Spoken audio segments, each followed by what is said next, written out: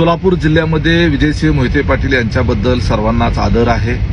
विजयदादांच्या बद्दल सोलापूर जिल्ह्यामध्ये एक वेगळी आत्मीयता आहे. परंतु मला आश्चर्य या गोष्टीचं वाटतंय, माढा लोकसभा मतदारसंघाची व्यस्तता सोडून विजयदादा हे मोहोळमध्ये सोलापूर लोकसभेच्या अंतर्गत असलेल्या एका नेत्याला भेटायला का गेले असावे. याचा एक अर्थ स्पष्ट आहे. धैर्यशील मोहिते पाटील निवडून आले काय आणि पडले काय याच्या संदर्भामध्ये त्यांना काही देणं घेणं नाही. कारण त्यांच्या मुलाला आमदारकी मिळालेली आहे.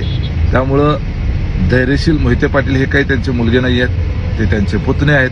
ते निवडून आले काय आणि पडले काय याच्याशी त्यांना काही घेणं देणं आहे असं मला वाटत नाही. कदाचित विजयदादांना धैर्यशील मोहिते पाटील यांना निवडून आणण्यापेक्षा सोलापूर लोकसभेत राम सातपुते यांना पाडण्यामध्ये जास्त इंटरेस्ट असावा, म्हणून कदाचित त्यांनी मोहोळच्या नेत्यांची भेट घेतली असावी. लोकसबूत मराठी न्यूजच्या बातम्या पाहण्यासाठी चॅनलला सबस्क्राईब करा व बेल आयकॉन प्रेस करा.